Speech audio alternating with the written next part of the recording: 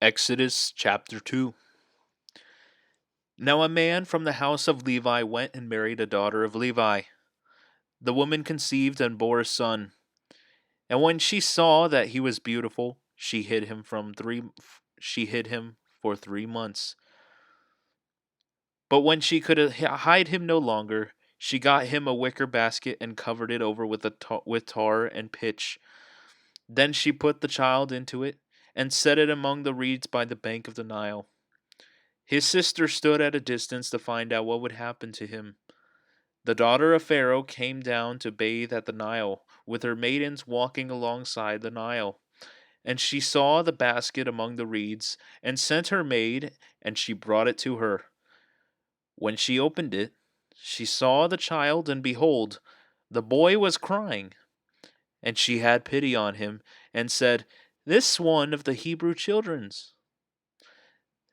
Then his sister said to Pharaoh's daughter, "Shall I go and call a nurse for you from the Hebrew woman, that she may nurse the child for you?" Pharaoh's daughter said to her, "Go ahead." So the girl went and called the child's mother. Then Pharaoh's daughter said to her, "Take this child away and nurse him for me, and I will give you your wages." So the woman took the child and nursed him. The child grew, and she brought him to Pharaoh's daughter, and he became her son. And she named him Moses, and said, "Because I drew him out of the water." Now it came about in those days, when Moses had grown up, that he went out to his brethren and looked on their hard labors, and he saw an Egyptian beating a Hebrew, one of his brethren.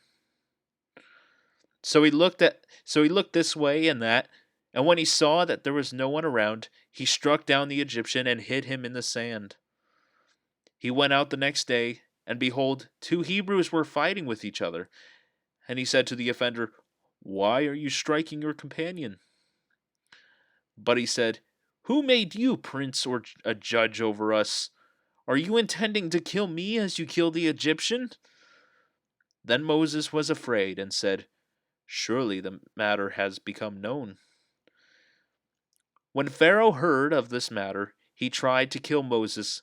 But Moses fled from the presence of Pharaoh and settled in the land of Midian, and he sat down by a well.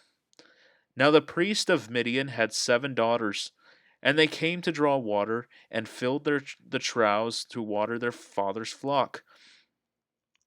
Then the shepherds came and drove them away, but Moses stood up and helped them watered their flock. When they came to rule their fathers, he said, "Why have you come back so soon today?" So they said, "An Egyptian delivered us from the hand of the shepherds, and what is more, he even drew the water for us and watered the flock." He said to his daughters, "Where is he then? Why is it that you have left the man behind? Invite him to have something to eat." Moses was willing to dwell with the man, and he gave his daughter Zipporah to Moses. Then she gave birth to a son, and he named him Gershom, for he said, "I have been a sojourner in a foreign land." Now it came about in the course of those many days that the king of Egypt died, and the sons of Israel sighed because of the bondage, and they cried out. And their cry for help because of their bondage rose up to God. So God heard their groaning, and God remembered his covenant with Abraham, Isaac, and Jacob. God saw the sons of Israel, and God took notice of them.